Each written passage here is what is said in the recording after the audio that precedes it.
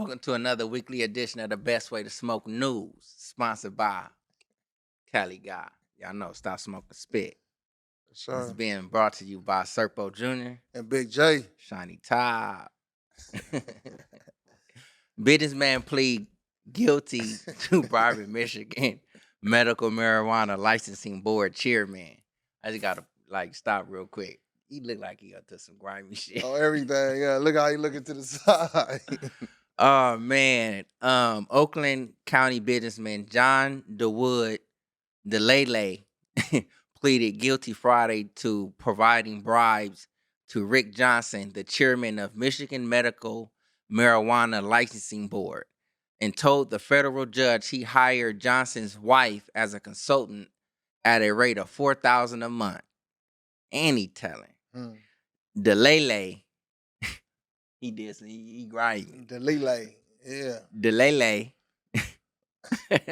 now faces up to 10 years in federal prison and became the first person to plead guilty in court as part of a wide-ranging corruption probe examining Michigan's government awarding of licenses to sell and grow medical marijuana.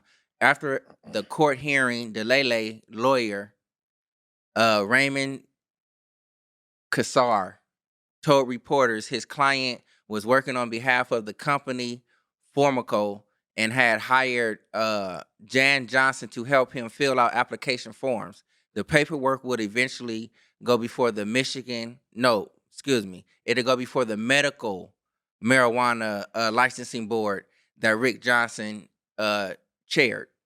Mm-hmm. Now it's like it's shit like this, you know what I'm saying, that puts us a few steps back. Mm-hmm, you know what I'm saying? And it's like, fuck, if you're going to at least take some pay cuts, at least make it count to where shit is put into stone and shit. Right, man. Right, for real. But stop taking them bribes, man. Or stop letting people in your business. Or don't get caught. You know what I'm saying? No, I'm just clowning. Look, I look at the states. No, I'm just playing. Hey, look at the state of California's cannabis industry, progress versus challenges. While a rise in retail has pushed the California cannabis industry more mainstream, dispensaries are also dealing with lots of taxes as well as a heightened threat of break-ins. So, we talk about this shit all the time, too, in the aspect of, a lot of the legal dispensaries and stuff dealing with the break-ins and trying to combat the break-ins with dealing with illegal dispensaries being in the area and shit like that. So they highlight it a lot. You know what I mean? So, it's just a cold situation all the way around, man. Hopefully they get that shit together. It is. You know what I'm saying? And it's as many gray areas that we have in the cannabis industry. Find a gray area to where it's if you actually trying to run a legit shop or whatever it may be, and you just may fall short of this and that. You know what I'm saying? Try to find somewhere where you can get some type of insurance on something.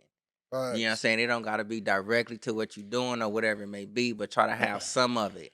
You know what I'm saying? And then on the flip side of it, it's if you're dealing with certain taxes, I'm not sure the taxes that's on the shops and shit like that. But if you working, you doing it, I mean, shit. Yeah, the taxes is just high. Yeah, just high, period. On top of everything else they got to pay. Yeah. That's why we need to move forward, man. We either going to decriminalize this shit and make it legal, or it's fuck, we still going to be playing cat and mouse. Man, Arrest. Cannabis seizure spikes as California crackdown on illegal pot shops. They put a whole lot of fucking focus on so-called illegal pot shops. Taking thousands of pounds of illegal marijuana off our local streets is the mission behind a state's task force. That's crazy. And you wonder why, it's just an over fluctuation of weed. That one right there look like purple. It's got some purple in it, though, because it's dark. Shit, though. Yeah, good. Man. Yeah. The NBC4 I-team has been following the task force as it busts unlicensed cannabis dealers in Southern California, many hiding in homes, inside homes and near schools. Investigators say the most recent operation in South Los Angeles area targeted legal shops that often operate in plain sight. They may look legitimate, but officials with the California Department of Cannabis Control say they are not. They say the shops often sell products that are banned in the state and are potentially dangerous. There could be mold in there. There could be pesticides. Frequently, there's both and other contaminants. DCC Law Enforcement Division Chief Bill Jones said.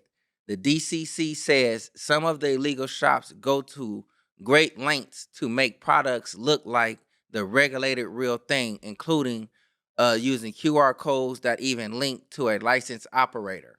Mm.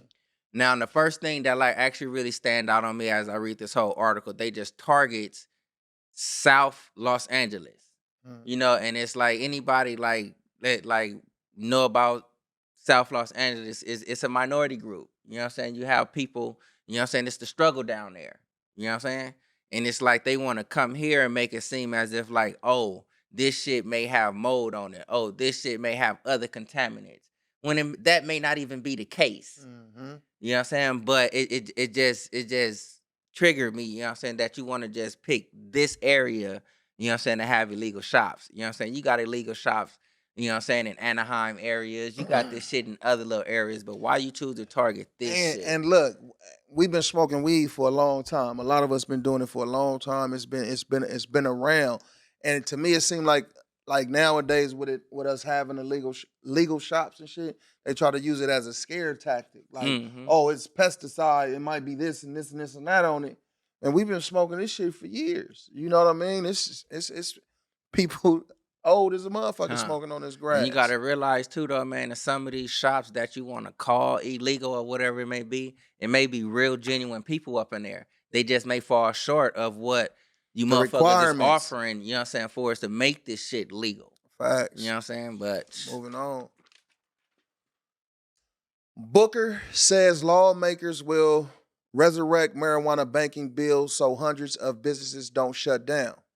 Senator Cory Booker says that lawmakers are working to resurrect a package of marijuana reform legislation from last season's, acknowledging that failure to advance a banking fix for the industry literally means that hundreds of businesses go out of business. Advocates with the nonprofit Minorities for Medical Marijuana MMM approached Booker following a Senate Judiciary Committee hearing on unrelated issues on Thursday, urging the Senate to push for passage of the Secure and Fair Enforcement SAFE Banking Act to free up financial services for cannabis entrepreneurs. Schumer, which is Chuck Schumer, Democrat, said that he was disappointed that the package of marijuana banking and expungement legislation he worked on last year didn't advance.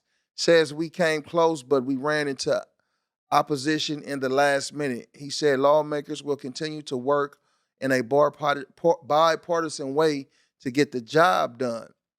And that affects a lot of us in the industry, even for people that don't grow flower, because mhm. when you that don't grow or sell flower, because when you go to a bank, you know what I'm saying, to get a business account or possibly get a loan and shit though, and if you're anyway involved in the cannabis industry, it's kind of hard.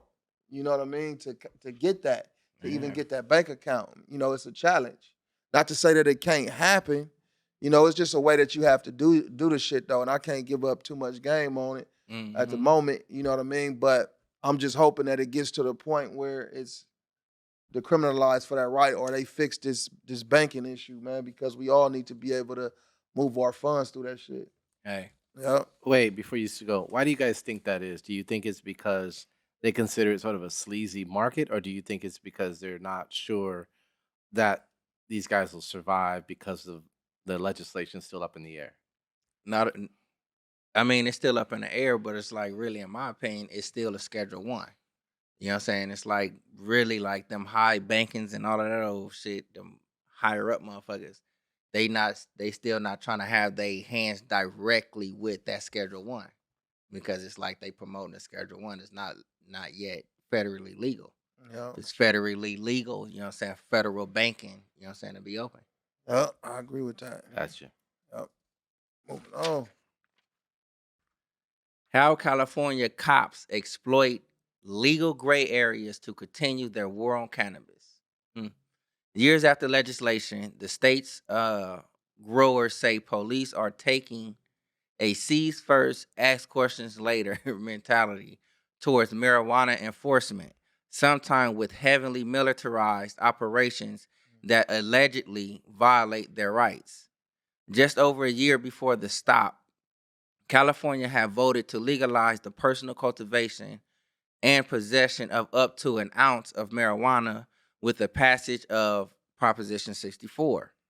Under the measure, possession of larger amounts of cannabis was reduced from a felony offense to a misdemeanor, punishable by up to 6 months of incarceration and a maximum of a $500 fine. But marijuana remains illegal at the federal level, classified as a Schedule 1 substance alongside drugs like heroin, LSD, and MDMA, known as ecstasy. When the officers identified themselves as a member of the Bureau of Alcohol, Tobacco, Firearms, and Explosives, which is the ATF, a federal agency, Flatton said he started to realize something was off. They are using their continued persecution of cannabis cultivation as the hook to sort of get people's properties and to use fines, said Jared McClain, a lawyer with the Institute of Justice, a public interest law firm representing property owners in their lawsuits against Humboldt County. They have been prosecuting cannabis one way for so long. Now that it is legal, they don't really have it within them to stop. So it's like, shit, I don't know. We got to get it how we live in this cannabis shit. Man. This shit just took it off that Schedule 1, bruh. Ain't that the truth? Ain't no other way. Man, ain't that the truth? Man, and that's your weekly news with Serco Jr. Big J. Hey, the big- Yeah.